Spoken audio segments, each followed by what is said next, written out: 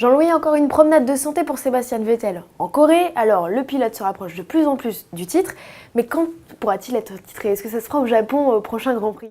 C'est possible. Alors, promenade de santé en Corée, pas tout à fait, ma chère Géraldine, parce que quand il y a des voitures de sécurité toujours un peu difficiles à gérer, c'est une chose.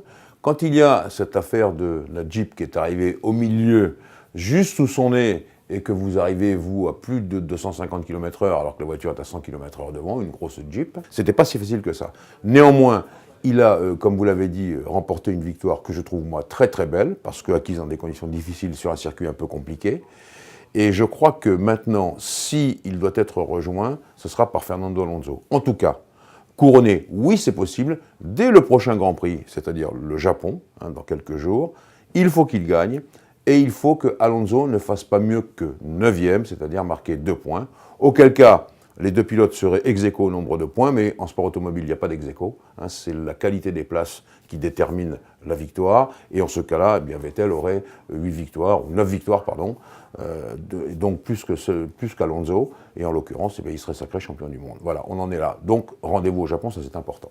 Bonne performance Jean-Louis des Lotus sur ce Grand Prix de Corée avec Romain Grosjean qui termine notamment 3e. Est-ce que pour la fin de saison dit gros coup de pression pour le franco-suisse? Est-ce que on lui met la pression pour que l'année prochaine il devienne meneur d'équipe? Alors écoutez, meneur d'équipe c'est possible dans un premier temps bien sûr, mais on sait maintenant que c'est plutôt la course et la saison qui décident du meneur de l'équipe. Là pour l'instant effectivement, les Lotus Renault ont fait une très belle course, que ce soit Kimi Raikkonen, et du côté de Romain Grosjean, très belle course aussi, mais pour moi, c'est pas ça qui est le plus important. Pour moi, ce qui est le plus important chez Grosjean, c'est que pour une fois, il a admis qu'il avait fait une erreur.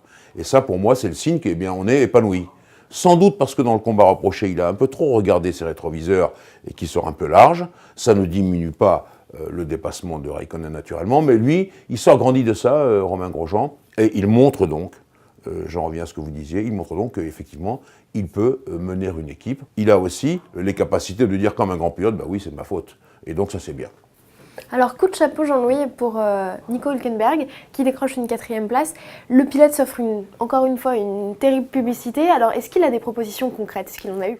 Alors déjà, il dit, Nico Hülkenberg, que c'est la plus belle course de sa carrière, et ça c'est vrai, parce qu'à un moment donné, il résistait à Alonso, à Button et à Hamilton, ce qui fait quand même du beau linge, on peut dire ça comme ça, et des gros bras, 4 titres de champion du monde. La deuxième chose, il a des propositions, oui sûrement, moi je crois, je reste même quasiment persuadé maintenant que c'est lui qui ira remplacer Kimi Raikkonen chez Lotus Renault, aux côtés de Romain Grosjean, parce que depuis plusieurs mois déjà, et pour ne pas dire depuis le début de la saison, Éric Boulier, moi, me l'a dit très sincèrement, si l'un des pilotes devait partir, mon choix se porterait sur des jeunes qui ont vraiment prouvé des choses, et dans ces jeunes-là, eh bien, il y a en premier lieu Nico Hülkenberg. Alors du côté de la Scuderia Ferrari, en revanche, c'est vraiment pas terrible sur ce Grand Prix de Corée avec un Alonso pas du tout dans le coup. Jean-Louis, arriveront-ils à se remettre en selle d'ici le Grand Prix du Japon? Ça sera très difficile, parce que même s'il y a des petites évolutions qui arrivent, on a vu que la Ferrari, eh bien, elle était à son niveau. Et là, on est au niveau de l'adversité par rapport au Lotus, par rapport au Mercedes, par rapport au Red Bull naturellement. Et franchement, elles sont là, 6e. Il n'arrivait pas, Fernando Alonso, à justement déborder Nico Hülkenberg. Vous vous rendez compte, franchement, c'est dramatique. Et à moteur égal. Donc, moi, je crois que Ferrari, ils sont encore dans la spirale déclinante, encore un peu plus.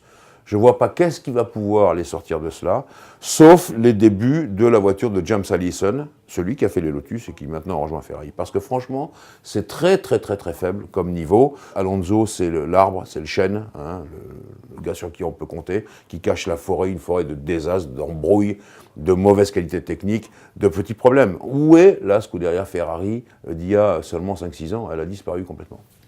Alors Jean-Louis, pour terminer, juste une petite parenthèse sur ce fameux 4x4 dont vous nous avez parlé en début d'entretien. Qu'est-ce qu'il faisait sincèrement sur cette piste?